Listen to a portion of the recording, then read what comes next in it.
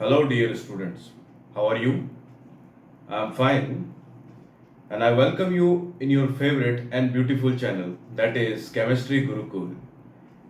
Previously, we tried to learn about the isomerism with reference to structural isomerism, and in the stereoisomerism part, we had read about geometrical isomerism with reference to coordination number 4 and coordination number 6. In this lecture, that is isomerism part 2, we are going to study about the optical isomerism in coordination number 4, that is in tetrahedral complex and in square planar complex.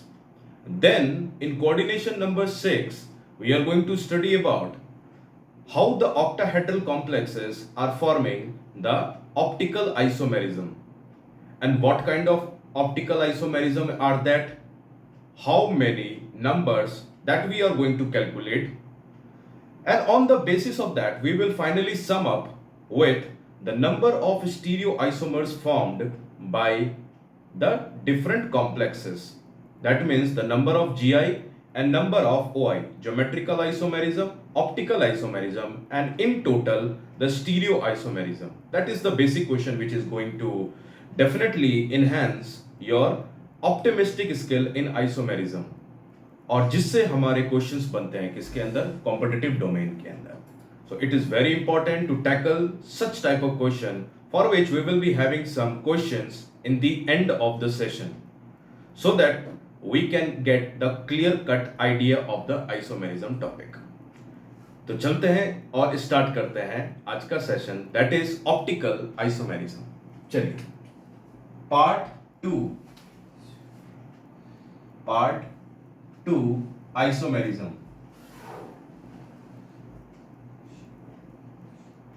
और इसके अंदर हम देख रहे हैं किसको, optical isomerism.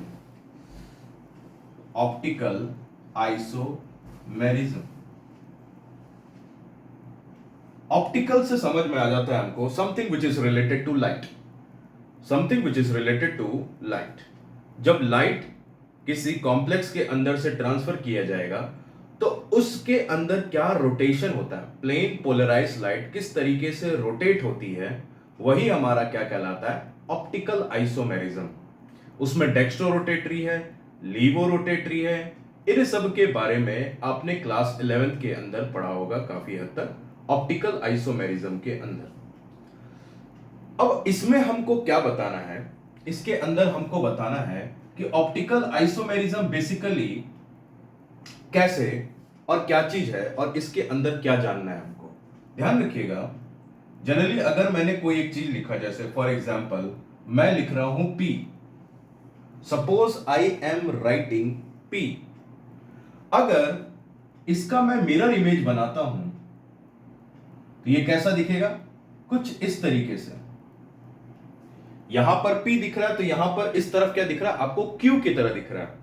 मतलब ये दोनों एक दूसरे के क्या है, मिरर इमेज. और अब मैं इसको उठा करके, ध्यान से देखना, इसको उठा करके इसके पास या इसको उठा करके इसके पास रख दूं तो ये कुछ इस तरीके का स्ट्रक्चर बनेगा. एक सिंगल लाइन ये दिखेगा और फिर इस तरीके से कुछ दिखेगा. मतलब ये एक दूसरे के ओवरलैप नहीं हो रहे. ओवरलैपिंग से मतलब है super impose. That means it is non super imposable mirror image. Non superimposable mirror image. और जो non superimposable mirror image होते हैं वो आपस में, ये दोनों जो हैं, ये और ये आपस में क्या कहलाएंगे, इनैंशियोमर्स. क्या कहलाते हैं ये, enantiomers. Enantiomers. Non superimposable mirror images को हम क्या कहते हैं, इनैंशियोमर्स कहते हैं. और ये ऑप्टिकली एक्टिव होते हैं. क्या होते हैं ये, ऑप्टिकली एक्टिव. दूसरा एक और टाइप ले लेते हैं, जैसे मैंने क्या किया, मैंने लिख दिया A. जैसे मैंने लिख दिया A. अब इसका मिरर इमेज बनाते हैं तो यहां पर क्या बनेगा, A. अब मैं क्या करता हूं कि जो लेफ्ट हैंड साइड में है और जो राइट हैंड साइड है इसको एग्जैक्टली इसके ऊपर रख दीजिए, मतलब सुपर इंपोज, या इसको इसके एग्जैक्टली ऊपर रख दीजिए. तो आप देखोगे क्या अब देखोगे क्या कि एग्जैक्टली ऐसा ही मिलेगा आपको। इसको उठा करके इसके ऊपर रखो, चाहे इसको उठा करके इस पे रखो, दोनों सेम सेम आएगा। अगर दोनों सेम सेम आता है तो ये कहलाता है super imposable. Super imposable mirror image. और जो सुपर इम्पोजेबल मिरर इमेज होते हैं वो क्या होते हैं? Optically inactive. ऑप्टिकली इनएक्टिव क्या कहा जाता है? Optically active. और इसको इनैंशियोमर्स भी कहा जाता है। ये दो टाइप है हमारे पास, ऑप्टिकली इनएक्टिव और ऑप्टिकली एक्टिव। अब इसमें भी क्या होता है, एक चीज और होती है। अगर मैं इस ए को इस तरीके से काटूं कि ये दो इक्वल पार्ट में डिवाइड हो जाए, दो इक्वल पार्ट में डिवाइड हो जाए, तो कैसे करेंगे हम इसको? ऐसे। इसको दो इक्वल पार्ट में मैंने डिवाइड कर दिया तो ये कैसा दिखेगा? ऐसे।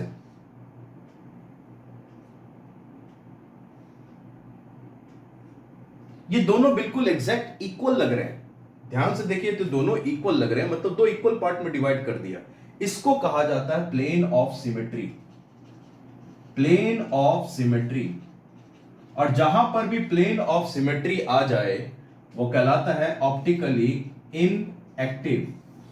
OIA, that means optically inactive. क्या कहलाता है? Optically inactive.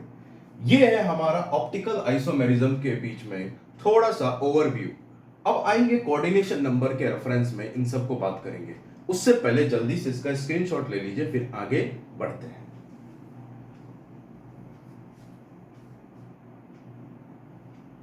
ले लिया? स्क्रीनशॉट आपने ले लिया होगा। अब हम आगे बढ़ते हैं और जानते हैं optical isomerism with reference to coordination number 4 and coordination number 6।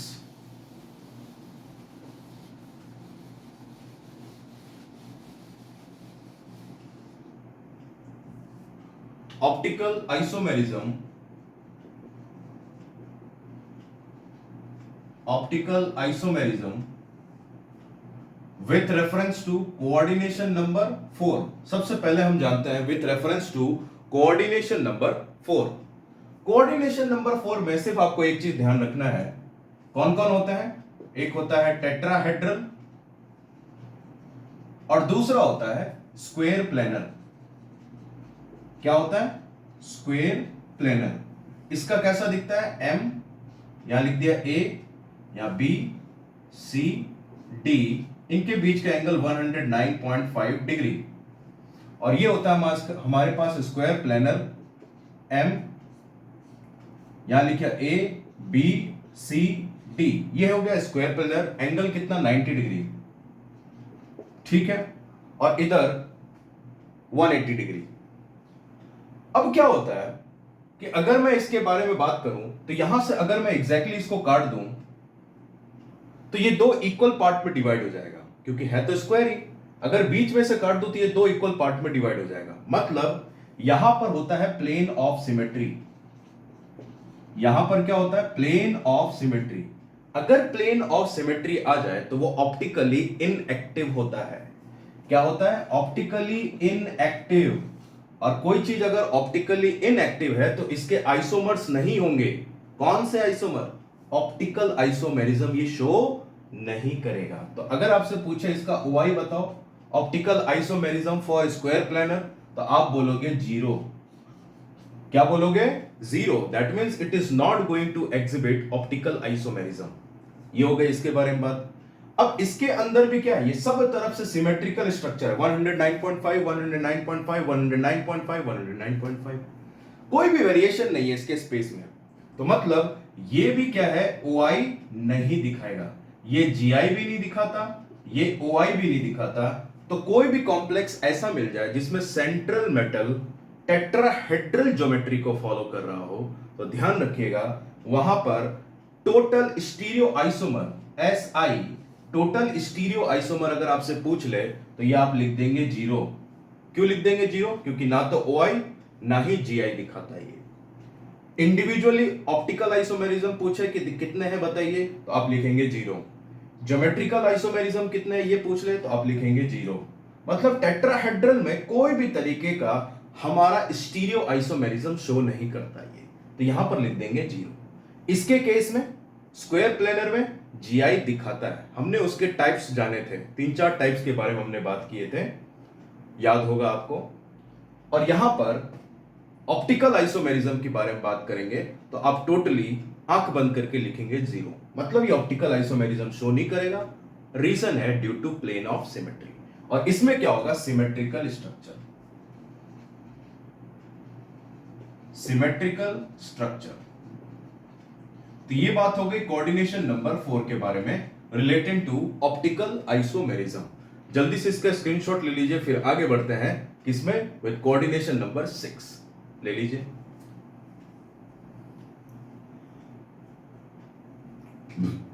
आपने स्क्रीनशॉट ले लिया होगा। चलिए आगे बात करते हैं with coordination number 6।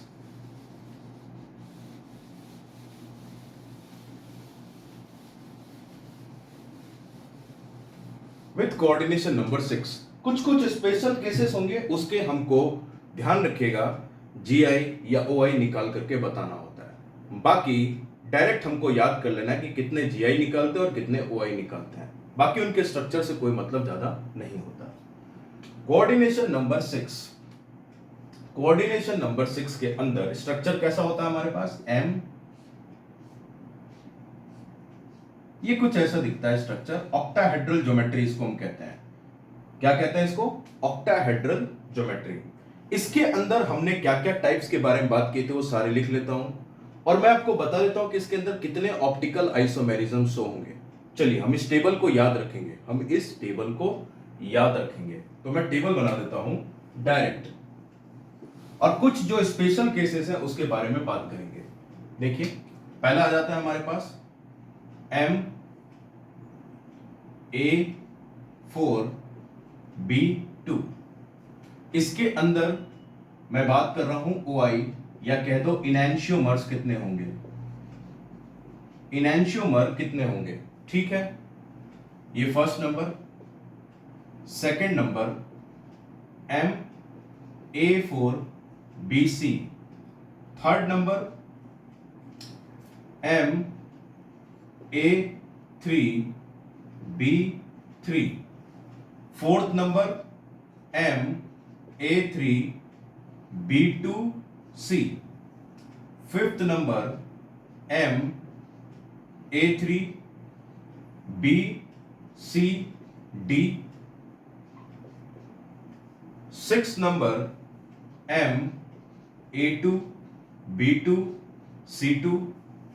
Seventh number MA2B2CD। Eighth number MA2, फिर BCDE। फिर ninth number MABCDEF। Then tenth number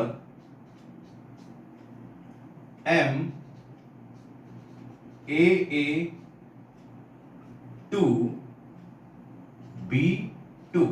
since it is bidentate, bidentate है क्या ये, बाइडेंटेड, तो 2 इंटू 2 4 हो जाएगा कोऑर्डिनेशन, और यहां पर 2 हो जाएंगे, तो कितने हो गए टोटल 6। तो कोऑर्डिनेशन नंबर 6, ये 10th नंबर हो गया। फिर ये 11th नंबर MAA2BC, B2 की जगह BC। और फिर 12th number MAB3। 3 into 2 6, bidentate है, कोऑर्डिनेशन नंबर 6 हो जाएगा। याद कैसे रखेंगे, इसका OI कितना हो जाएगा 0, यहां पर कितना होगा 0, मतलब ये ऑप्टिकली इनएक्टिव होता है, ये भी इनएक्टिव है, ये भी इनएक्टिव है, A3B2C तक। A3BCD से हमारा स्टार्ट होगा, इसका कितना होगा 1, इसका कितना होगा 1, इसका कितना होगा 2, इसका कितना होगा 6, कितना हो जाएगा 1 1 2 6, फिर 9, फिर 9 नहीं 15, यहां पे 9 नहीं होगा, यहां पर 15 होगा, फिर यहां पर 1, फिर यहां पे 1 और यहां पर 2। कैसे याद रखोगे? 4 बार 0, 4 बार 0, 1 1 2, 1 1 2, फिर उसके बाद क्या लिख लोगे? 6 और 15, 1 1 2, फिर 6, 1 1 2 कितना होता है? 4, 4 के बाद इवन नंबर 6, फिर उसके बाद क्या लिख लोगे आप? 15, फिर वापस उसके बाद ये होने के बाद जैसे ही बाइडेंटेड पे आएंगे तो वापस ये रिपीट कर देंगे 1 1 2, 1 1 2। ये हो जाएगा हमारे पास सिस्टम इसका याद रखने के लिए। अब इसमें से जो हमारे पास इंपॉर्टेंट हो जाता है वो कौन सा हो जाता है? ये वाला MAA2B2। इसका एग्जांपल ले लेते हैं। जैसे मैंने लिखा MAA2B2, इसका स्ट्रक्चर बना के देखते हैं कैसा बनता है। देखिए लिखा हमने M, क्योंकि इसके अंदर हमारे पास आपको पता होगा GI जब हम निकाल रहे थे तो यहां पे लिखा था हमने 2 2 2। GI में कितना लिखा था? 2 2 2। तो इसके GI कितने बनेंगे? 2, एक सिस बनेगा, दूसरा ट्रांस। तो आपसे इसमें से क्वेश्चन क्या बनेगा? एमंगस्ट, क्वेश्चन क्या बन जाता है? Amongst cis and trans geometry which of the following which shows OI, optical isomerism कौन दिखाएगा? सिस ज्योमेट्री दिखाएगी या ट्रांस ज्योमेट्री? ये यहां से क्वेश्चन बनता है। तो अब देखिए इसका स्ट्रक्चर बना लेते हैं हम। पहले M लिखा, पहले मैं इसका सिस ज्योमेट्री बना देता हूं। यहां पे लिखा A, यहां पे लिखा A, यहां पे लिखा A, यहां पे लिखा B, यहां पे लिखा B।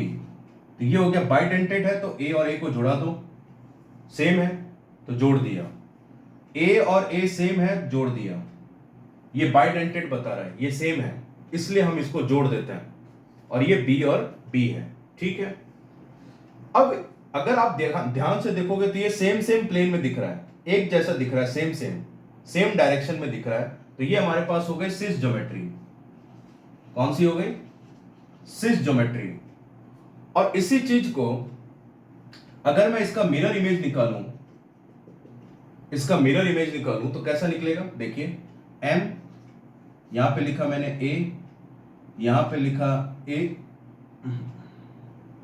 यहां पे लिखा मैंने A, यहां पे लिखा A, ठीक है। ये यहां पर B है, इसको देखते हुए बनाना है। फिर यहां पर A, यहां पर A, और यहां पर क्या बना हुआ है? B बना हुआ है ना। इसके सामने A, पीछे की तरफ A और नीचे की तरफ यहां पर B। तो ये A, ये वाला में A और A सामने वाले में, और ये A और A में। तो अगर आप इसको उठा करके इसके ऊपर रखोगे, तो ये सुपर इंपोज नहीं होगा। मतलब ये नॉन इंपोजिबल सुपर इमेज है, नॉन इंपोजिबल मिरर इमेज है। मतलब ये दोनों आपस में क्या है? इनैंशियोमर्स।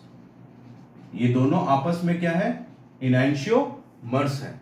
तो अगर ये आपस में इनैंशियोमर्स है तो मतलब ये ऑप्टिकली एक्टिव है। कौन सा? सिस ज्योमेट्री। यहीं पर अगर मैं ट्रांस ज्योमेट्री इसकी बात करूं, किसकी बात करूं? Trans geometry. देखना क्या होगा कहानी। इसी के ट्रांस ज्योमेट्री की बात कर लेते हैं। तो हमने क्या किया? M, यहां पर लगा लिया A, यहां पे लगा लिया A, यहां पे लगाया A, यहां पे लगाया A, यहां पर B। हर तरफ से ये ट्रांस ज्योमेट्री में हो गया, ट्रांस अपोजिट डायरेक्शन। अब इसको ध्यान से देखिए, अगर मैं इसको बीच में से काट देता हूं, तो क्या ये दो इक्वल पार्ट में डिवाइड हो रहा है? यहां पे A लिख लेंगे। ये दो इक्वल पार्ट में डिवाइड हो रहा है। अगर ये दो इक्वल पार्ट में डिवाइड हो रहा है मतलब यहां पर क्या आ रहा है? Plane of symmetry. क्या चीज आ रही है? Plane of symmetry. और जहां पर भी POS आ जाता है, प्लेन ऑफ सिमेट्री आ जाता है, वो क्या होता है? Optically inactive. तो अगर आपसे क्वेश्चन पूछे among cis and trans geometry कौन बताएगा ऑप्टिकल आइसोमेरिज्म, तो आप कहेंगे cis geometry optical isomerism show करता है, ट्रांस क्यों नहीं करता? ये रीजन आपको समझ में आ गया? जल्दी से इसका स्क्रीनशॉट ले लीजिए, फिर आगे बढ़ते हैं। ले लीजिए।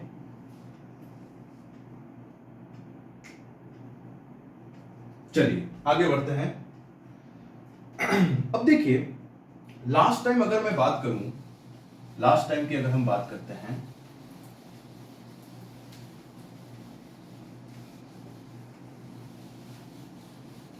हमने लिखा था, क्या लिखा था कि एम ए टाइप, हमने लिखा था एम ए 3 टाइप जो है 3 इंटू 2 6, इसका जीआई जो होता है वो होता है 0, क्योंकि सारे सेम सेम हैं, सारे सेम सेम हैं। लेकिन इसका ऑप्टिकल आइसोमेरिज्म होता है, कैसे देखते हैं। लिखा हमने एम, यहां पे लिखा ए, यहां पे लिखा ए, यहां पर ए, यहां पर ए और ए, क्योंकि बाइडेंटेड है तो सबको जोड़ दो, जोड़ दिया। अब इसका मिरर इमेज बनाते हैं, मिरर इमेज बनाते हैं ना, एम ए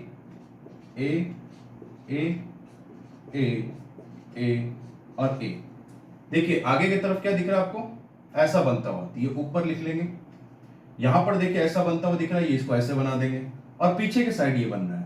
अब इसको उठा करके इसके ऊपर रखोगे तो ये नॉन सुपर इंपोजेबल होगा।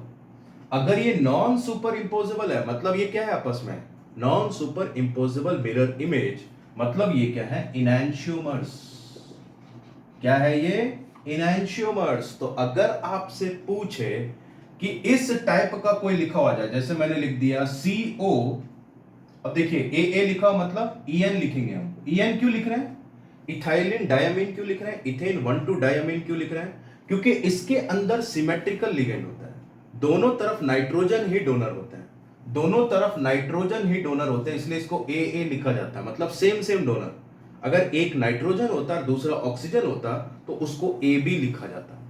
तो यहां पर क्या हो गया, COEN3, और इसके ऊपर चार्ज लगा दिया मैंने 3+।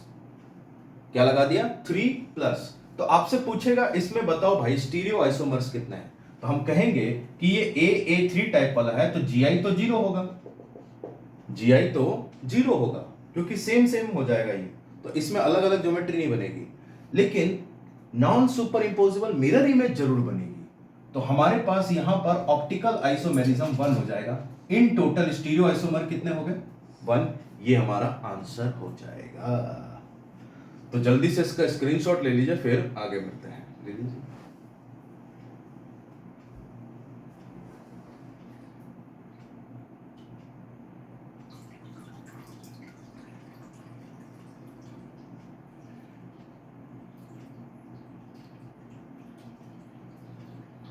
ले लिया आपने स्क्रीनशॉट। चलिए अब आगे बढ़ते हैं और कहानी को थोड़ा सा और डिस्कस करते हैं। नेक्स्ट क्या है हमारे पास, अब आप क्या करेंगे, जल्दी से नोटबुक के अंदर जो हमने लिखा था ज्योमेट्रिकल आइसोमेरिज्म सारे टाइप्स के लिए, कॉम्प्लेक्स के लिए, और जितना हमने स्टीरियो आइसोमर्स ऑप्टिकल आइसोमर्स लिखा, उन दोनों को सम अप करके आप टोटल स्टीरियो आइसोमर्स बना लेंगे।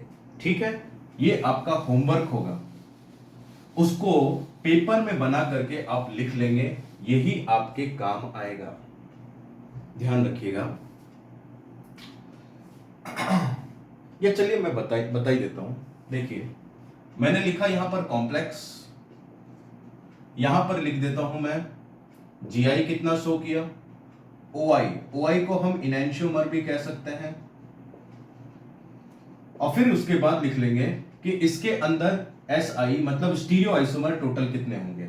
ठीक है, कॉम्प्लेक्स कौन कौन से थे हमारे पास, ये मैं किसके लिए लिख रहा हूं, ध्यान रखिएगा, ये मैं लिख रहा हूं ऑक्टाहेड्रल कॉम्प्लेक्स के लिए। ठीक है, उसमें अलग अलग बहुत सारे कॉम्प्लेक्स बनते हैं, इसीलिए। अच्छा तो क्या लिख लेंगे हम इसमें, हम लिखेंगे सबसे पहले MA4B2। हमने GI कितना बताया था इसके अंदर, 2। इन ऑप्टिकल आइसोमर्स कितने बताए थे, 0। फिर होता है हमारे पास क्या, MA4BC कितना बताया था, 2। इसको कितना बताएंगे, 0। फिर यहां पर क्या हो जाएगा हमारे पास, MA3B3 3, कितना बताया था इसको 2, इसको कितना बताएंगे 0। फिर क्या था हमारे पास Ma3B2C, इसमें कितना बताया था हमने 3, ये कितना बताया हमने 1, ये भी कितना था 0, ये भी कितना था 0, लगातार 4 जीरो थे। फिर उसके बाद Ma3BCD, इसमें कितना बताया था 4, ये कितना बताया हमने 1, ये हो गया Ma3BCD हो गया। फिर अब लेंगे Ma2B2C2, यहां पर कितना हो जाएगा 5, यहां पर कितना हो जाएगा 1, फिर ये हो जाएगा Ma2B2CD, इसमें कितना हो जाएगा 6, यहां पर कितना हो जाएगा 2, फिर Ma2, फिर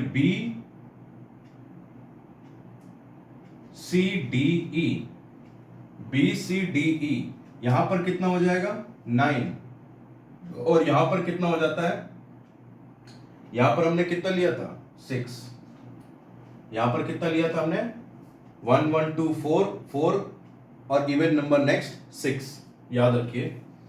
फिर ये आ गया MABCDEF, यहां पर कितना लिया था 15, और यहां पर भी कितना लिया था 15, 15। फिर कौन सा आ गया था हमारे पास MAA2B2, इसके लिए कितना लिखा था 2, यहां पर क्या लिखा था 1, MAA2BC, यहां पर कितना लिखा था हमने 2, यहां पर क्या लिखा था हमने 1। फिर आया था हमारे पास MAB3,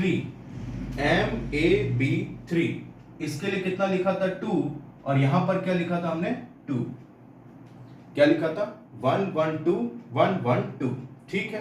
तो टोटल कितने हो गए स्टीरियो 2, 2 + 0 2, 2 + 0 2, 2 + 0 2, 3 + 0 3, 4 + 1 5।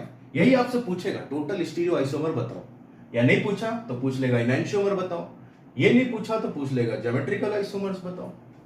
ये 5 + 1 कितने हो गए 6, 6 + 2 कितने हो गए 8, 9 और 6 कितने हो गए 15, 15 और 15 कितने हो गए 30, 2 + 1 3, 2 + 1 3, एंड 2 + 2 4। ये हो जाएगा हमारा सीक्वेंस, ये हो जाएगा हमारा सीक्वेंस।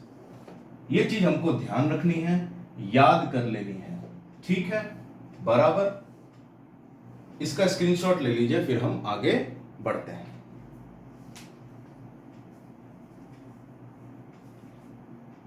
ले लिया स्क्रीनशॉट, आपने ले लिया होगा। चलिए आगे बढ़ते हैं।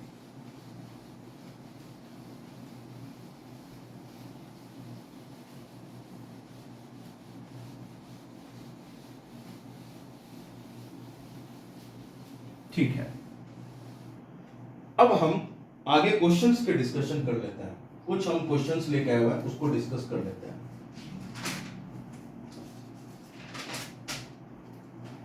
टॉपिक हो चुका है खत्म, तो हम इसके क्वेश्चंस कर लेते हैं ताकि हमको आइडिया लग जाए। देखिए क्वेश्चंस, क्वेश्चन क्या है, आइडेंटिफाई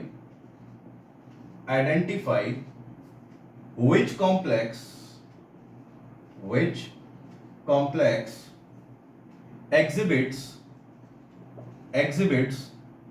GI or OI और बोथ। ठीक है, पूछा हमसे, ए लिखा हुआ है फर्स्ट, लिखा हुआ PT NH3 2Cl और NO2, ये एक कॉम्प्लेक्स है। बी लिखा हुआ PT GLY, ये ग्लाइसिन है। क्या है ये? ग्लाइसिन। हमने पढ़ा है इकलौता एमिनो एसिड जो कि ऑप्टिकली इनएक्टिव होता है, ठीक है। लेकिन यहां कॉम्प्लेक्स के बारे में बात कर रहे हैं, तो देखते हैं क्या कहानी हो सकती है। सी CuEn होल ट्वाइस और इसके ऊपर प्लस चार्ज, ठीक है। फिर फोर्थ नंबर CD, डी में हमने ले लिया PT NH3 H2O, फिर लिखा हमने Br और Cl, ये ले लिया। E ले लिया हमने CO, फिर लिखा हुआ H2O2, फिर लिखा हुआ OX2 और इसके ऊपर लिख दिया माइनस साइन। फिर F ले लिया हमने Zn NH3 2Cl2, ये ले लिया हमने, ठीक है। ये ले लिया हमने, सारे क्वेश्चंस हैं। अब पूछा इसमें से GI कौन सा है, OI कौन सा है और दोनों कौन सा हो सकता है, ठीक है, पता कर लेते हैं। सबसे पहले यहां से स्टार्ट करते हैं, ध्यान रखिएगा। सबसे पहले यहां पे क्या लिखा हुआ 2, 1 और 1, तो मतलब कोऑर्डिनेशन नंबर कितनी हो गई 4। कोऑर्डिनेशन नंबर कितनी हो गई 4। अब कोऑर्डिनेशन नंबर 4 है तो हमको पता है कि टेट्राहेड्रल GI नहीं बताता, लेकिन स्क्वायर प्लैनर GI बताता है। तो ध्यान रखेंगे यहां पर एक चीज नोट डाल के लिखेंगे कि प्लैटिनम आपको जैसा ऐसा केस में दिखेगा, मेजॉरिटी में प्लैटिनम और पैलेडियम वो हमेशा स्क्वायर प्लैनर ज्योमेट्री देगा। प्लैटिनम पैलेडियम हमेशा आपको स्क्वायर प्लैनर ज्योमेट्री देगा। जिंक हमेशा आपको कौन सा ज्योमेट्री देगा, टेट्राहेड्रल ज्योमेट्री देगा with coordination number 4। Tetrahedral geometry देगा विद कोऑर्डिनेशन नंबर 4, कौन, जिंक। और प्लैटिनम और पैलेडियम कोऑर्डिनेशन नंबर 4 के साथ में स्क्वायर प्लैनर ज्योमेट्री देगा। ये नोट डाल के लिख लीजिएगा, ठीक है। तो देख लेते हैं, मतलब यहां पे प्लैटिनम है, यहां पर प्लैटिनम है, कोऑर्डिनेशन नंबर ग्लाइसिन है, ये ग्लाइसिन है, क्या ये ग्लाइसिन। ग्लाइसिन कैसे लिखते हैं अपन, NH2 CH2 COOH, लेकिन ये ग्लाइसिनेटो वाला है तो यहां पर नेगेटिव चार्ज, मतलब O भी है और यहां पर N भी डोनेटिंग साइट है। तो 2-2 बनेंगे हमारे पास, क्या बनेंगे यहां पर 2-2, ठीक है। तो ग्रुप बना लेंगे, कोई दिक्कत नहीं है। तो कोऑर्डिनेशन नंबर इसका 4 हो जाएगा। कोऑर्डिनेशन नंबर इसके पास क्या हो जाएगा 4, ठीक है। 5 मेंबर रिंग बन जाएगा इसमें। अब कहानी आती है, इसमें बात कर लेते हैं, ये भी कौन सा होगा हमारे पास, स्क्वायर प्लेनर। अगर ये स्क्वायर प्लेनर है तो मतलब ये GI तो शो करेगा, GI शो करेगा, लेकिन आपको पता है कोऑर्डिनेशन नंबर 4 में OI होता ही नहीं है। ऑप्टिकल आइसोमेरिज्म अगर आपसे पूछे तो आप क्या लिखोगे, 0 0। लेकिन GI अगर पूछे तो हम पता कर लेंगे ये टाइप कौन सा है। टाइप देखिए क्या दिख रहा है, ये MA2BC, MA2BC। आप नोटबुक निकाल करके पेज पीछे पलटेंगे तो आपको दिखेगा वहां पर कि MA2BC को जो हमने डिस्कस किया था उसमें ज्योमेट्रिकल आइसोमेरिज्म 2 बताया था। क्या बताया था, एक्सिस दूसरा ट्रांस, क्या एक्सिस दूसरा ट्रांस। तो यहां पे 2 ज्योमेट्री। तो ओवरऑल अगर स्टीरियो आइसोमर पूछता तो हम लिख देते 2, ठीक है। अब ये आ गया हमारे पास, ये किसके तरह दिख रहा है, M। अब देखिए उसमें नाइट्रोजन भी था और ऑक्सीजन भी डोनर था, तो ये AB का टाइप हो गया, MAB ट्वाइस, MAB ट्वाइस, ठीक है। अब आपको पता है कोऑर्डिनेशन 4 है तो ऑप्टिकल आइसोमेरिज्म तो दिखाएगा ही नहीं, लेकिन ज्योमेट्रिकल आइसोमेरिज्म ये दिखाता है। ज्योमेट्रिकल आइसोमेरिज्म ये कितना बनाएगा, AB है तो या तो ये एक बार क्या हो जाएगा ऐसे, M, ये A, ये B, यहां पर क्या लिख देंगे हम, A और B, ये एक स्ट्रक्चर हो जाएगा और दूसरा स्ट्रक्चर ऐसा हो जाएगा MAB और इसको लिख देंगे BA। AB को हमने चेंज कर दिया तो ये अलग स्ट्रक्चर बन गया, अलग स्ट्रक्चर बन गया तो एक हो गया हमारे पास सिस, दूसरा हो गया ट्रांस। तो यहां पर GI कितना हो जाएगा 2, GI कितना हो जाएगा 2, ठीक है। अब इसको देख लेते हैं, CuEn, EN लिखा हुआ है इथाइलिन डाइअमीन, इथाइलिन डाइअमीन मतलब coordination number 2। Individually individually coordination number 2, तो 2 दे रखा तो मतलब कोऑर्डिनेशन नंबर 4, कोऑर्डिनेशन नंबर 4। अब कोऑर्डिनेशन नंबर 4 है इसका, और हमको पता करना है कि इसकी ज्योमेट्री क्या होगी। इसकी ज्योमेट्री क्या होगी?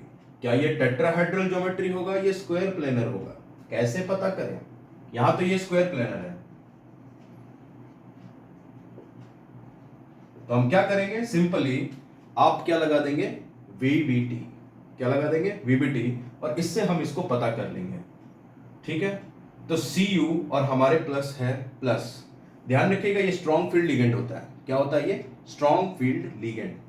तो अगर Cu प्लस लिखा हुआ है, Cu प्लस मतलब +1, तो Cu के ऊपर +1 मतलब क्या हो गया, AR 3D 9 और 4s हो जाएगा 0, क्योंकि क्या होता है ये 3D 10 4s1 होता है, इसमें फुल फील्ड कॉन्फ़िगरेशन होती है। तो एक इलेक्ट्रॉन कहां से निकलेगा, यहां से, तो यहां 9 बच जाएगा। 9 बच जाएगा तो 3D में कितना लिखना है, 1 2 3 4, 1 2 3 4 5। यहां पर क्या हो जाएगा हमारे पास 4s, यहां पर क्या हो जाएगा हमारे पास 4p, और यहां पर हो जाएगा हमारे पास 4d। ठीक है, कितने इलेक्ट्रॉन है, 9, 1 2 3 4 5 6 7 8 9, कितने हो गए, 9। अब यहां पर बचे कितने हैं, एक इलेक्ट्रॉन। इसको पेयरिंग किसके साथ में करोगे, पेयरिंग किसके साथ में करोगे, कोऑर्डिनेशन नंबर कितना है, 4, कोऑर्डिनेशन नंबर 4 है, तो हम इसको क्या करेंगे, एम्प्टी ऑर्बिटल बनाएंगे। तो यहां पर ट्रांसफर रूल लगेगा। क्या लगेगा, ट्रांसफर रूल। यहां से उठाएंगे, यहां से उठाएंगे, और टोटल कितनी जगह खाली करेंगे, 4, 1 2 3 4, तो यहां पर इलेक्ट्रॉन को भेज दिया जाएगा। यहां पर भेजते ही एक डी खाली, एक s खाली और 2 p खाली, तो DsP2। DsP2 का मतलब स्क्वायर प्लेनर ज्योमेट्री होता है। क्या होता है ये, स्क्वायर प्लेनर ज्योमेट्री, मतलब ये स्क्वायर प्लेनर है। अब अगर स्क्वायर प्लेनर है तो डेफिनेटली ये Gi दिखाएगा, लेकिन OI स्क्वायर प्लेनर भी नहीं दिखाता, तो OI क्या लिख लेंगे हम इसका, 0। OI क्या लिख लेंगे हम, 0। और Gi कितना हो जाएगा, ये Gi कौन सा टाइप का है, M। अब क्योंकि En है तो नाइट्रोजन ही इसमें डोनर होता है, तो MAA2 टाइप्स, MAA2 टाइप। अब MAA जो है ये सेम सेम है, अगर ये सेम सेम हो जाएगा, मुझे बताओ यहां पर भी A होगा, यहां पर भी A होगा, तो क्या अलग स्ट्रक्चर बनेगा या सब सेम सेम होगा? ये दोनों में फर्क क्या है, कोई फर्क नहीं है, मतलब ये Gi नहीं बताता, ये Gi नहीं बताता। तो अगर हम बात करें SI की, तो ओवरऑल क्या हो जाएगा, 0, अलग स्ट्रक्चर थोड़ी आ रहा है, सेम सेम आ रहा है ना, इसलिए MA2 MAA2 Gi 0 और OI भी 0। अब इसको देख लेते हैं, अब ये क्या दिख रहा है, ये आपको दिख रहा है MABCD टाइप, किसके तरह दिख रहा है, MABCD। अब प्लेटिनम दिख रहा है, तो ये क्या हो जाएगा, स्क्वायर प्लेनर। क्या हो जाएगा, स्क्वायर प्लेनर। MABCD में मैंने आपको बताया था कोऑर्डिनेशन नंबर 4 है, तो OI क्या हो जाएगा, 0। OI क्या हो जाएगा, 0। लेकिन Gi कितना होगा, Gi कितना होगा, MABCD के लिए मैंने बोला था एक को फिक्स रख के 3 पोजीशन बनाया जा सकता है, एक A के रेस्पेक्ट में B में, एक A के रेस्पेक्ट C में, और एक के रेस्पेक्ट में D में। मतलब कितने Gi पॉसिबल थे, 3। तो ओवरऑल अगर हम बात कर ले स्टीरियो आइसोमर, तो टोटल 3, ये हो जाएगा इसका आंसर। अब नेक्स्ट देखिए, नेक्स्ट में आपको क्या दिख रहा है, ये OX है, ऑक्सलेट आयन है। ये क्या होता है हमारे पास, ये क्या होता है, बाइडेंटेट होता है, ऑक्सलेट बाइडेंटेट होता है, लेकिन डोनर ऑक्सीजन ही होता है। ये सिमेट्रिकल बाइडेंटेट लिगेंड होता है। क्या होता है ये, सिमेट्रिकल, क्योंकि दोनों तरफ ऑक्सीजन ही डोनर है। जब ऑक्सीजन ही हमारे पास डोनर है, तो इसको कैसे लिखोगे आप, M। अब ये बाइडेंटेट तो है नहीं, मोनोडेंटेट है, तो इसको क्या लिख लूंगा मैं। अब इसके रेस्पेक्ट में देखिए, AA2 और B2, इसको मैंने A मान लिया क्योंकि इसमें हमको ये बताना था टाइप। तो MAA2B2 कोऑर्डिनेशन नंबर कितना हो गया, कोऑर्डिनेशन नंबर कितना हो गया, बाइडेंटेट है तो 2 इंटू 2 4, 4 और 2 कितने हो गए, 6। कोऑर्डिनेशन नंबर 6 है, कोऑर्डिनेशन नंबर 6 है, मतलब OI दिखा सकता है और Gi भी दिखा सकता है।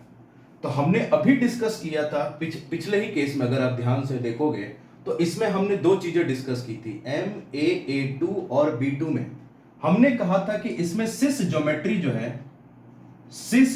जो है वो OI शो करता है, सिस वाला। तो मतलब यहां पर ऑप्टिकल आइसोमेरिज्म कितना हो जाएगा 1। ऑप्टिकल आइसोमेरिज्म कितना हो जाएगा 1।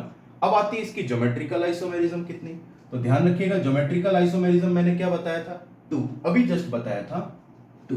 तो इन टोटल कितने हो जाएंगे स्टीरियो आइसोमर 3। ये हो गया। नेक्स्ट क्वेश्चन मैंने अभी थोड़ी देर पहले आपको बताया था कि जहां पर भी जिंक दिखे पता कर लो क्या कोऑर्डिनेशन नंबर 4 है। जहां पर भी जिंक दिखे पता कर लो क्या कोऑर्डिनेशन नंबर 4 है। अगर कोऑर्डिनेशन नंबर 4 है तो ये हमेशा टेट्राहेड्रल होगा। क्या होगा ये टेट्राहेड्रल ज्योमेट्री होगा। पता कर लेते हैं क्या है। देखिए NH2 NH3 होल ट्वाइस, तो ये मोनोडेंटेट है। कोऑर्डिनेशन नंबर 2, यहां पर भी कोऑर्डिनेशन नंबर 2 और 2 कितने हो गए 4। मतलब कोऑर्डिनेशन नंबर यहां पर क्या है 4। कोऑर्डिनेशन नंबर 4 का मतलब ये है कि ना तो ये GI दिखाएगा और ना ही ये OI दिखाएगा। तो मतलब ऐसा ही यहां पर स्टीरियो आइसोमर 0 हो जाएगा। ये थे हमारे कुछ क्वेश्चंस। मेरे अंदाज से अब आपको आइडिया लग गया होगा कि कैसे हम GI और OI निकालते हैं। इस टाइप के क्वेश्चंस को हम कैसे डील कर सकते हैं इस टाइप के फॉर्म में बनाने के लिए। तो जो मैंने आपको टेबल बताया वो बहुत इंपॉर्टेंट हो जाता है इस पॉइंट ऑफ व्यू से। 1-2 बार आप प्रैक्टिस करेंगे, तीसरी बार प्रैक्टिस करेंगे, चौथे बार आप देखेंगे कि आपसे सारे क्वेश्चंस निकलने लग गए। तो डियर स्टूडेंट, आज हमने कोऑर्डिनेशन कंपाउंड चैप्टर खत्म कर दिया है। मेरे अंदाज से आपको काफी अच्छे तरीके से समझ में आया होगा। आपने लेक्चर्स को प्रॉपरली अटेंड किया होगा, हर एक पार्ट को अच्छे तरीके से समझने की कोशिश करी होगी और उस पे बेस्ड क्वेश्चंस लगाए होंगे आपने NCERT के अंदर। तो अगर आप ऐसा कुछ कर रहे हैं तो आप महसूस करेंगे कि मेरे को कोऑर्डिनेशन कंपाउंड पे काफी अच्छा कमांड आ गया है।